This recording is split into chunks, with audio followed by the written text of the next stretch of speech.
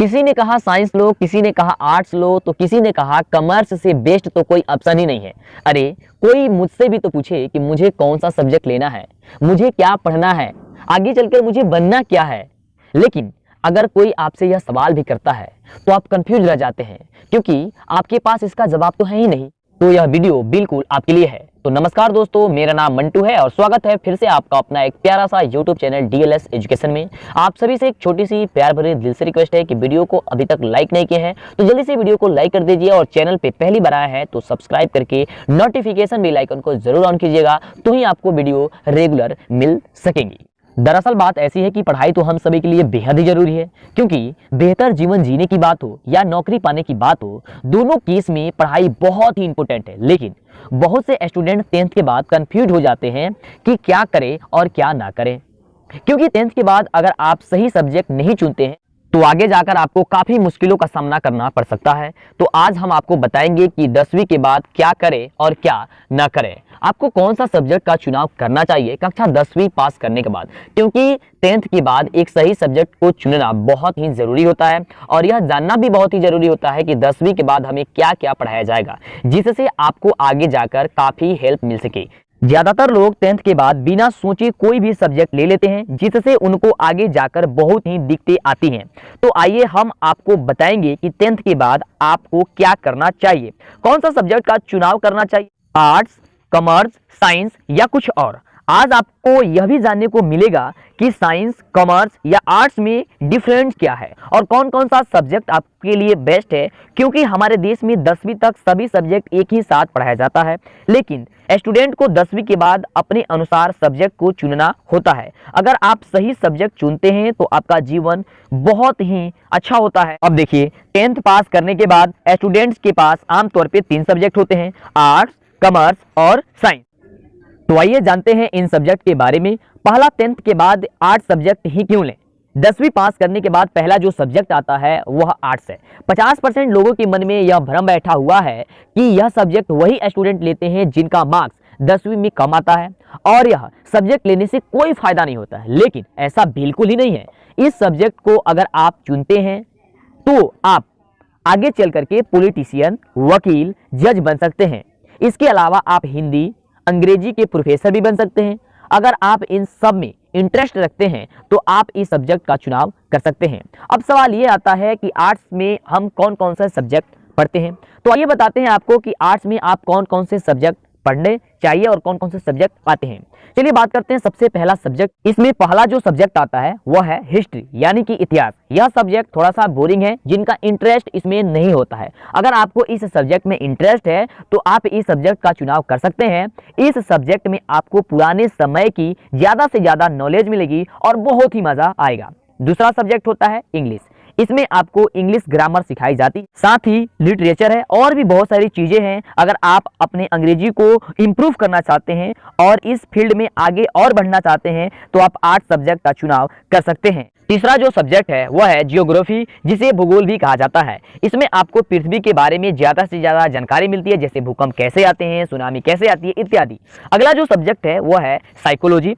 इस सब्जेक्ट के अंदर आपको मनुष्य के दिमाग और उसके बिहेवियर के बारे में काफी सारे रोचक तथ्य और काफी सारे स्टडी मिलेंगे। अगला जो सब्जेक्ट है वह है पॉलिटिकल साइंस। इस सब्जेक्ट के अंदर आपको भारत के गवर्नमेंट यानी कि सरकार से रिलेटेड काफी सारी जानकारी मिलेंगी, तो ये बहुत ही अच्छा है। अगले सब्जेक्ट की यदि हम बात करें तो अगला जो सब्जेक्ट है वो है इकोनॉमिक्स। इस सब्जेक्ट के अंदर आपको भारत की इकोनॉमिक्स यानी कि गुड्स एंड सर्विसेज के बारे में अधिक से अधिक जानकारी मिलेंगी, है ना। चलिए अगला जो इसमें सब्जेक्ट आती है वो आती है संस्कृत। इस सब्जेक्ट के अंदर आपको संस्कृत भाषा सीखने को मिलेगी। अगर आप संस्कृत भाषा सीखना चाहते हैं तो इस सब्जेक्ट को आप चुन सकते हैं। अगला सब्जेक्ट की यदि हम बात करें तो होता है साइकोलॉजी। इस सब्जेक्ट के अंदर आपको सोसाइटी से रिलेटेड यानी कि समाज सेवा के बारे में काफी जानकारी मिलेगी। इसमें और एक सब्जेक्ट आता है जिसका नाम है फिलोसफी, और इस सब्जेक्ट के अंदर आपको इंसानों के बारे में बताया जाता है कि इंसान क्या सोचता है, कैसे खुश रहता है, बहुत सारी और भी चीजें आपको मिलती है। अगर आप इन सभी चीजों में आप रुचि रखते हैं तो आप आर्ट्स सब्जेक्ट चुन सकते हैं। लेकिन आपको यह कंफ्यूजन हो रहा होगा कि इतने सारे सब्जेक्ट और इतने सारे पढ़ना होता है। नहीं, इतना नहीं पढ़ना होता है। आप अपने हिसाब से इसमें से भी आप चुनाव कर सकते हैं। चलिए आगे बात करते हैं कि अब आगे आप 10th के बाद कॉमर्स सब्जेक्ट ही क्यों चुनें। आइए इस बारे में हम सभी अच्छे से समझते हैं। देखिए, इस सब्जेक्ट को आर्ट्स के मुकाबले में थोड़ी सी ज़्यादा इम्पोर्टेंस दी जाती है। ऐसा क्योंकि इस सब्जेक्ट को लेने के लिए आपको 10th में 60% यानी कि 60% के करीब होना चाहिए, तभी स्कूल आपको यह सब्जेक्ट देते हैं। अगर आपको बैंकिंग में इंटरेस्ट है या आपको सीए बनना है या आगे जाकर के आपको कंप्यूटर की पढ़ाई करनी है, तो यह सब्जेक्ट आपके लिए बेस्ट है। इस सब्जेक्ट से आप बैंक में मैनेजर, अकाउंटेंट इत्यादि बन सकते हैं। तो अगर आप इन सब में रुचि रखते हैं तो आप इस सब्जेक्ट का चुनाव कर सकते हैं। अब बात करते हैं कि कॉमर्स में कौन कौन से सब्जेक्ट आते हैं। आइए जानते हैं कि अगर आप कॉमर्स सब्जेक्ट चुनते हैं तो आपको क्या क्या पढ़ना चाहिए। इसे जानना बहुत ही जरूरी है। तो इसमें सबसे पहला जो सब्जेक्ट आता है वह है अकाउंटेंसी। इसके अंदर आपको हिसाब किताब सिखाया जाता है, जैसे बिजनेस, बैंक में पैसा जमा करना और निकालना आदि। अगला सब्जेक्ट है इकोनॉमिक्स। इसके अंदर आपको गुड्स एंड सर्विसेज आदि के बारे में ज्यादा जानने को मिलेगा। और इसमें अगला जो सब्जेक्ट है वह है बिजनेस स्टडीज। इस सब्जेक्ट के अंदर आपको बिजनेस के बारे में जानने को मिलता है कि बिजनेस को कैसे करते हैं इत्यादि बहुत सारी जानकारी जो है वो आपको मिल जाती है। अगला सब्जेक्ट की यदि बात करें तो अगला इसमें जो सब्जेक्ट होता है वो होता है मैथमेटिक्स। इस सब्जेक्ट के अंदर आपको मैथ सिखाई जाती है, जो आगे जाकर के आपको बहुत ही जरूरी है। और यदि इसमें हम अगले सब्जेक्ट की बात करें तो अगला सब्जेक्ट होता है मैथमेटिक्स। इस सब्जेक्ट में आपको मैथ सिखाई जाती है, जिसकी जरूरत आगे चलकर बहुत ही ज्यादा है। साथ ही इसमें एक और सब्जेक्ट पढ़ाई जाती है, जिस सब्जेक्ट का नाम है इंग्लिश। इसमें आपको इंग्लिश ग्रामर्स के बारे में बताई जाती है, जो कि बहुत ही मजेदार होती है ना। चलिए, तो यहाँ तक आपने समझा कि आप कॉमर्स सब्जेक्ट यदि आप चुनते हैं तो कॉमर्स में कौन कौन से सब्जेक्ट होती है, आप क्या क्या फायदे होती हैं, आप उसमें क्या क्या बन सकते हैं। आर्ट्स में जो होती है वह क्या क्या फायदे होती है, उसमें क्या क्या बन सकते हैं, कौन कौन से सब्जेक्ट आप पढ़ते हैं। अगले सब्जेक्ट की बात करते हैं साइंस की, जो कि बहुत ही इंपॉर्टेंट होती है और तीसरा और लास्ट जो सब्जेक्ट होती है और यही होती है। तो ये बात करते हैं कि आप साइंस सब्जेक्ट का चुनाव करते हैं तो आप साइंस सब्जेक्ट में क्या क्या पढ़ेंगे और इसमें क्या क्या जरूरत होती है। तो आइए बात करते हैं साइंस सब्जेक्ट के बारे में कि आप साइंस सब्जेक्ट का ही चुनाव क्यों करेंगे। लेकिन अभी तक वीडियो को लाइक नहीं किया है तो लाइक कर दीजिए, और चैनल पे पहली बार आए हैं तो सब्सक्राइब करके नोटिफिकेशन बेल आइकन को ऑन कर लीजिए। कमेंट में बताइए कि आपको यह वीडियो कैसा लग रहा है।